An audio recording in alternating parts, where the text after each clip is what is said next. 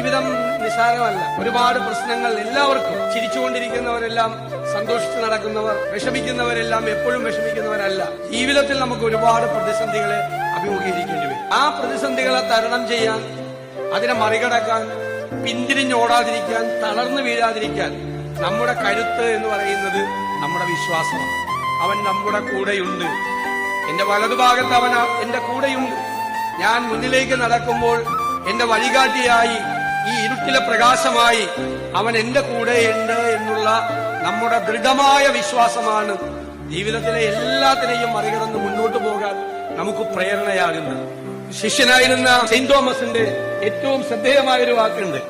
ക്രിസ്തു ജെറുസലേമിലേക്ക് പോകാൻ പോവാണ് തന്റെ ഏറ്റവും പ്രിയങ്കരനായ സുഹൃത്ത് ലാസറിനെ കാണാൻ വേണ്ടി. അപ്പൊ എല്ലാ ശിഷ്യന്മാരും നിരുത്സാഹപ്പെടുത്തി, പോകരുത്, അങ്ങയുടെ ജീവൻ വരെ അപകടത്തിലാണ് പറഞ്ഞു. അപ്പോ ഒരാൾ മാത്രം, സെയിന്റ് തോമസ് മാത്രം പറഞ്ഞു, we may go, we may die with him.